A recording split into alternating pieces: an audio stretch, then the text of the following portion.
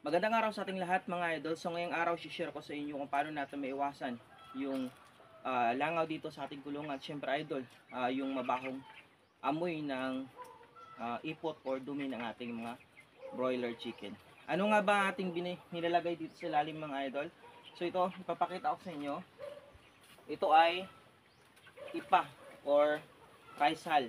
Okay, so ipakita ko sa inyo dito idol.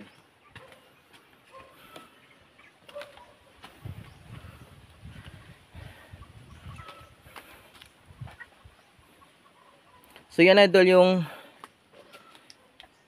yan mga idol yung ating ipa o rice hull. At ito naman yung sa ilalim natin. So papakita ko sa inyo kung paano natin ilalagay dyan sa dumi ng ating mga alagang broiler chicken. Yan ito idol. So yung rice hull na to ay makikita nyo to sa mga gilingan ng palay. At pwede kayong pumunta doon at maghingi. Or yung iba kasi mga idol ay binibili nila. Kasi ay binibenta yung ganitong rice hull. Okay. So, yun ipapakita ko sa inyo kung paano natin ilagay doon sa ilalim ng ating kulungan.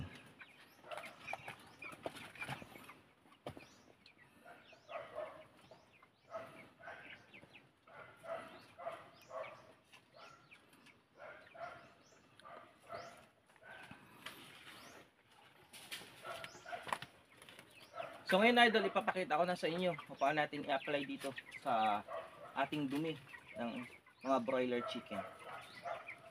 So ito idol, mabisang paraan ko para maiwasan natin yung langaw at syempre yung mabahong amoy dito sa ating poultry.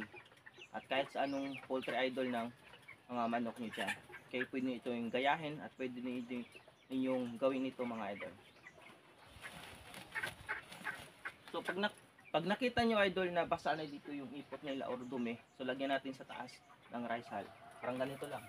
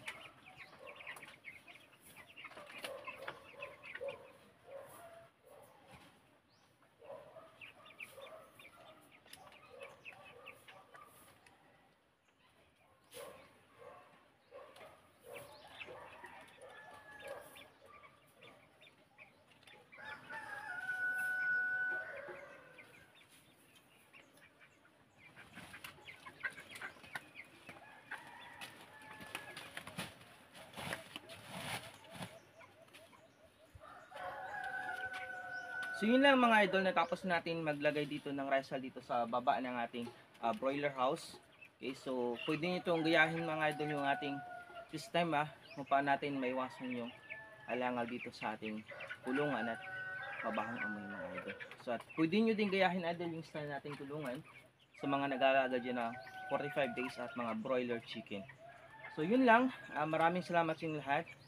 God bless us all, happy farming mga idol.